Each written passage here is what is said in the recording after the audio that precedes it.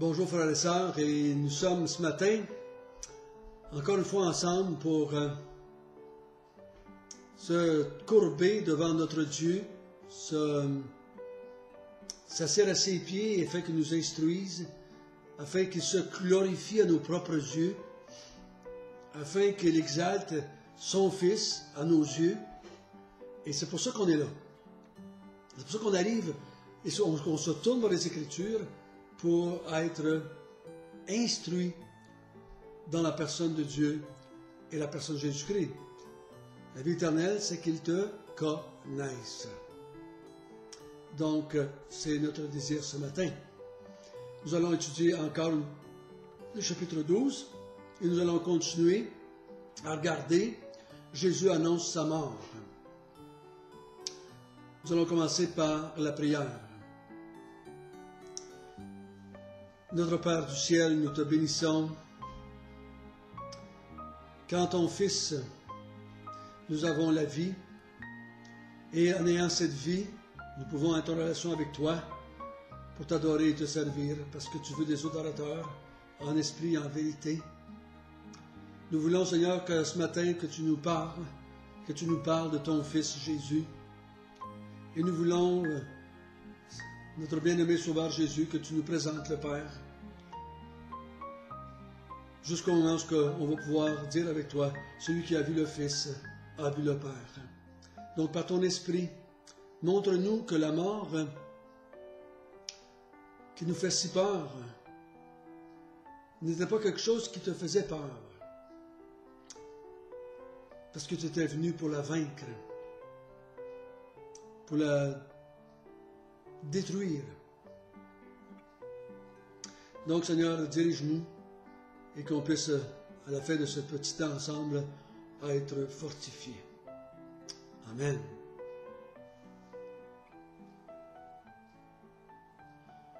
Donc, si vous me permettez de résumer encore ce matin, nous sommes au chapitre 11, on a vu que Jésus a dit « Je suis la résurrection et la vie ». Il a ressuscité Lazare pour le démontrer. Maintenant, il va, au chapitre 12, nous avons vu qu'il restait seulement que 6 jours avant, et il va nous expliquer pourquoi il a accepté la mort, pourquoi il est allé vers la mort, pourquoi il s'est laissé faire pour qu'on le mette à la mort. Il y avait une raison bien précise là-dedans. Et Jésus et Dieu vont nous expliquer ce matin quelle est la raison fondamentale pourquoi Jésus est venu sur cette terre. Et nous allons assister à une courte conversation entre la terre et le ciel, entre Jésus et Dieu. Pour ce faire, lisons ensemble le chapitre 11, verset 27.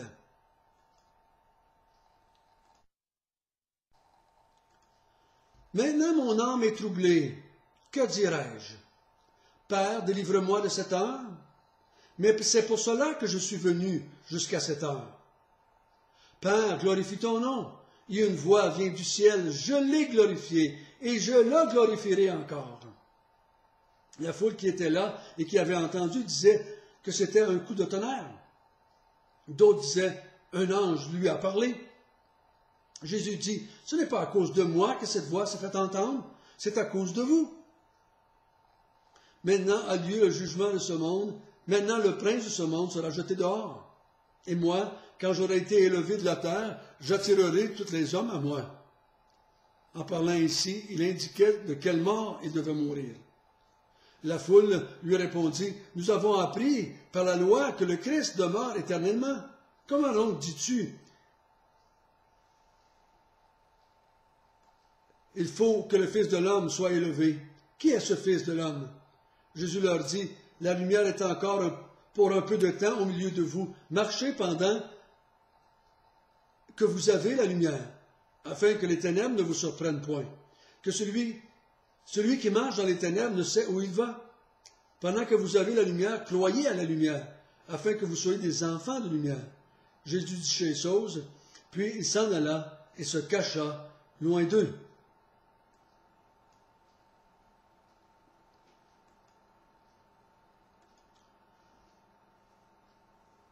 Jésus est devant la foule et il semble dire ça à haute voix. Maintenant, mon âme est troublée. Que dirais-je? Ailleurs, il y a un peu l'expression qu'il était troublé jusqu'à la mort. Que dirais-je? Mais ici, on présente Jésus sur une autre facette. Dans les autres évangiles, Jésus sue du sang. Jésus veut éviter la mort. Jésus a besoin d'un ange pour être glorifié. Mais pas ici. Pas ici, parce qu'on le présente comme étant le Christ, le Fils de Dieu.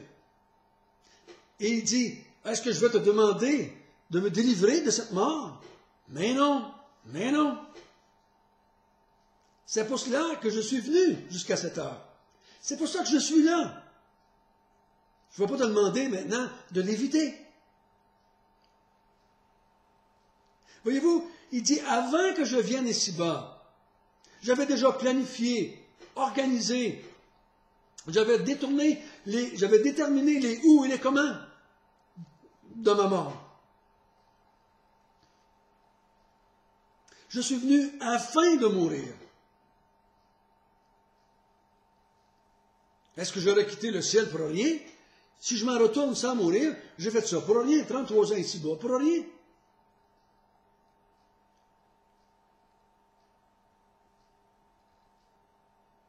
Et là, il me semble qu'on entend presque bien du monde dire « Ah, le Seigneur, va-t'en pas, parce que si tu t'en vas, on ne sera pas sauvé. » Jésus n'a pas dit non plus « Ah, Père, je vais y aller. Tu sais, si je ne vais pas, pauvre François, pauvre Luc, pauvre Pierre, pauvre Jean. Ah, qu'est-ce qui va arriver d'eux autres? » Mais non, mais non, mais non, mais non. Il dit, Père, glorifie ton nom.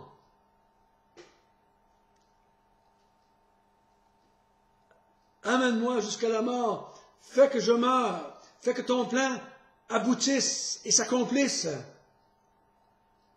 Afin que tu sois glorifié. Et une voix se fait entendre du ciel. Je l'ai toujours glorifié mon nom, et je vais encore le glorifier, et je vais encore le glorifier, et pour toujours. Parce que c'est ça mon but, c'est ça mon plan, c'est ça mon désir. C'est le désir du Père pour le Fils, et c'est le désir du Fils pour le Père. Glorifier l'un l'autre.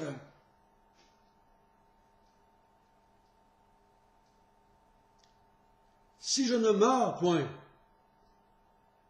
François et tous les autres ne pourront pas être sauvés pour te glorifier et te servir. Donc, vu que je veux te glorifier, j'accepte la mort, je vais vers la mort, je vais accomplir le plan qu'on a fait ensemble.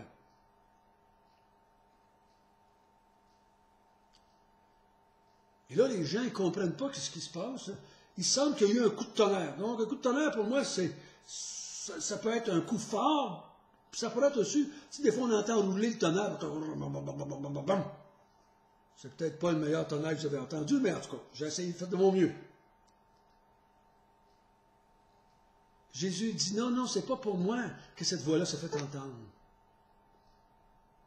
Mais c'est pour vous, afin que vous croyiez que j'étais envoyé du Père, pour que vous compreniez que ce que je vais accomplir par ma mort, c'est voulu du Père, c'est voulu par moi. Et là, il explique qu'est-ce que sa mort va accomplir. Il dit, maintenant a lieu le jugement de ce monde. Maintenant, le prince de ce monde sera jeté dehors. Maintenant, le monde est jugé, le prince de ce monde est jugé et condamné. Le monde ici, c'est pas la croûte terrestre, c'est pas les roches, c'est pas les arbres. Le monde ici, c'est les êtres humains. Les êtres humains sont condamnés et jugés. Le prince de ce monde et tous les démons de la terre sont jugés et condamnés par cette mort. Par cette mort, Jésus va vaincre la mort. Il va être jeté dehors. Jeté dehors de quoi? De la présence de Dieu, du monde où ce que Dieu va établir, les nouvelles cieux, les nouvelles terres. Il n'y aurait plus de présence là, du prince de ce monde. On sait qu'à la fin, le prince de ce monde va être lié et attaché et il va être jeté dans le feu éternel pour ne plus jamais sortir. Et là, Jésus, au verset 32, annonce quel genre de mort il va subir. Il dit, quand je serai élevé de la terre. Ici, tout le monde comprend hein, de quoi il parle. Il parle de sa mort, parce qu'on va voir jusqu'au verset 34, il dit, le Christ ne doit pas mourir. Donc, ils savent que Jésus vient de dire qu'il va mourir. Et on va voir plus loin que par le fait d'être élevé, il parlait de sa mort à la croix. Jésus, avant que Pilate décrète qu'il va être crucifié, avant que les Juifs crient « Crucifie-le, crucifie-le », Jésus savait comment il mourrait. Il l'avait planifié, organisé. On va voir encore plus loin tout à l'heure tout ce qu'il est en train de faire pour arriver à ce 3 heures du vendredi saint. Mais remarquez bien le verset 34. Des fois, on manque ici de voir qu'est-ce qui se passe. Verset 35. Non, excusez. Au verset 34. La foule dit, nous avons appris que le Christ demeure éternellement. Comment dis-tu que le Fils de l'homme doit mourir? C'est qui ce Fils de l'homme-là? Parce que le Fils de l'homme, c'est un titre messianique. C'est un titre de celui qui vit auprès de Dieu, du Fils de Dieu. Il dit, la mauvaise compréhension de l'Ancien Testament, ce qu'il avait appris dans l'Ancien Testament, qu'il avait mal interprété, il a fait manquer le bateau. Ils n'en veulent pas d'un Messie mourant. Et je vous dirais que le monde dans lequel nous vivons n'en veut pas d'un Messie mourant. N'en veut pas d'un Messie faible. N'en veut pas d'un Messie qui lave les pieds. Nous allons voir ça avec Pierre un peu plus loin. Ils n'en veulent pas d'un Messie qui se laisse fouetter et flageller. Oh, j'étais tellement triste quand j'ai vu le film de la Passion de Mel Gibson. Comment ils ont fait souffrir Jésus sans jamais dire pourquoi il souffrait.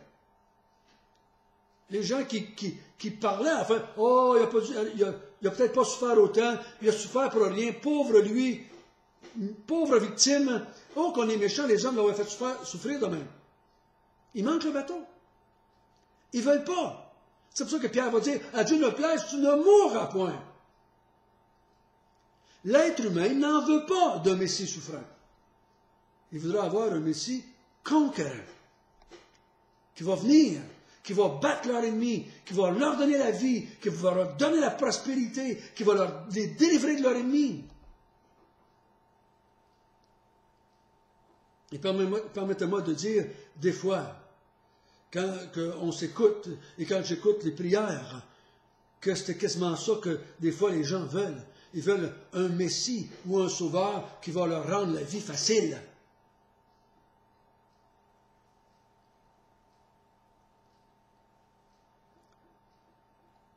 Mais Jésus dit, non, je viens pour mourir. Sans la mort, il n'y aura pas de jugement pour le monde. Il n'y aura pas de jugement pour le prince de ce monde. Il n'y aura pas un peuple racheté. Il n'y aura pas un peuple pour servir et glorifier mon Père. Moi, j'accepte la mort. Vous autres, vous n'acceptez pas un Christ mourant. Et là, il leur dit au verset 35 et 36, croyez en moi. Croyez en moi. Si vous croyez en moi, vous allez devenir des enfants de lumière. Car moi, je suis la lumière et je suis avec vous autres encore pour 4 jours. Croyez en moi pendant qu'il fait clair. Et vous allez devenir des enfants de lumière. Et à votre tour, moi, quand je vais être parti, vous allez devenir la lumière pour le monde. Parce que la lumière, nous, on n'est pas la lumière. Mais parce que la lumière vient en nous. les gens vont voir la lumière pas à travers nous, à travers l'Église. Il n'y a jamais eu autant de lumière sur la terre qu'au temps où Jésus était là. La lumière était là. Et Jésus a dit lui-même dans Jean 3, ils ne viennent pas à la lumière parce que leurs œuvres sont mauvaises.